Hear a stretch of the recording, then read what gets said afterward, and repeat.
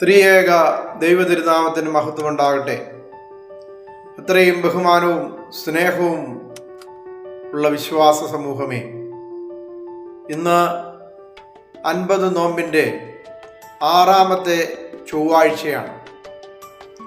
ഇന്ന് അല്പസമയം നമുക്ക് ചിന്തിക്കുന്നതിനും ധ്യാനിക്കുന്നതിനും വേണ്ടി ക്രമീകരിച്ചിരിക്കുന്ന വേദഭാഗം വിശുദ്ധ ലൂക്കോസ് സുവിശേഷം 8ാം അധ്യായത്തിൽ കർത്താവ് യായിറോസിൻ്റെ മകളെ സുഖപ്പെടുത്തുന്നതാണ്. യായിറോസ് ഒരു സുനഗോഗിൻ്റെ അധികാരിയായിരുന്നു.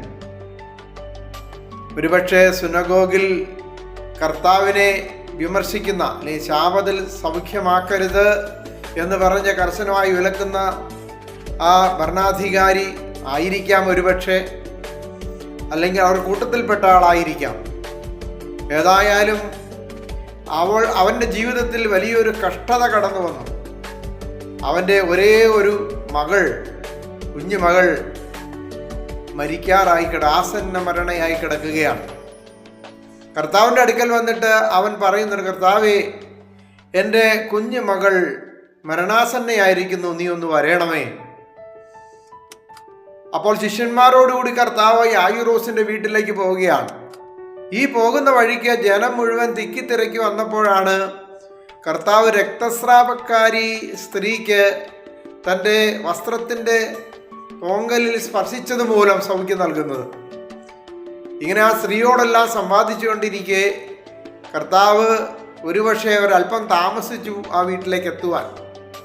അതുകൊണ്ട് തന്നെ വേലക്കാർ വന്നിട്ട് പറയുന്നുണ്ട്, നിന്റെ മകൾ മരിച്ചുപോയി, ഇനി എന്തിനാണ് ഗുരുവിനെ അസഹ്യപ്പെടുത്തുന്നത്? ഗുരുവിനെ അങ്ങോട്ട് വരുത്തേണ്ട ആവശ്യമില്ല, അവൾ മരിച്ചുപോയി എന്ന് പറയുകയാണ്.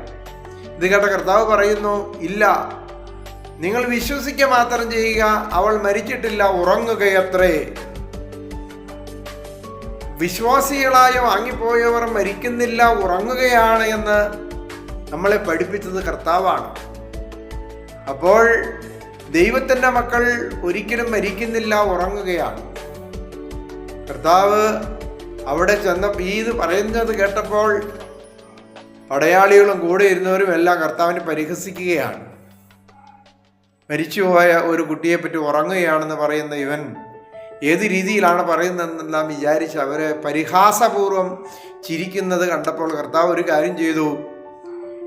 അവളുടെ മുറിയിലേക്ക് പ്രവേശിച്ചിട്ട് തൻ്റെ കൂടെ വരുവാൻ പത്രോസിനെയും യാക്കോബിനെയും യോഹന്നാനെയും മാത്രം അനുവദിച്ചു. എന്നിട്ട് കതകടച്ചു. അതിൽ നിന്ന് ഒരു കാര്യം വ്യക്തമാണ്, വിശ്വസിക്കുന്നവരെ മാത്രമാണ് കർത്താവ് തൻ്റെ പ്രവർത്തനങ്ങളിൽ പങ്കാളിയാക്കുന്നത്, കൂടുതൽ വിശ്വാസ ബോധ്യമുള്ളവരെ. ഒരുപക്ഷെ പത്രോസും യാക്കോബും യോഹന്നാനും ആയിരുന്നിരിക്കാം കർത്താവിൽ കൂടുതൽ വിശ്വാസ സ്ഥിരതയോടെ ആദ്യം അടുത്തു വന്നവർ. അതുകൊണ്ട് അവരെ വിളിച്ചുകൊണ്ടുപോയി ആ ബാലികയോട് പറയുകയാണ്, എഴുന്നേറ്റ് വരിക. ആ ബാലിക എഴുന്നേറ്റ് വന്നു, ജീവൻ അവളിലേക്ക് മടങ്ങി വന്നു എന്നാണ് വേദോസ് രേഖപ്പെടുത്തിയിരിക്കുന്നത്. എന്നിട്ട് അവൾക്ക് ഭക്ഷിക്കുവാൻ കൊടുക്കുവാൻ പറയുകയാണ്.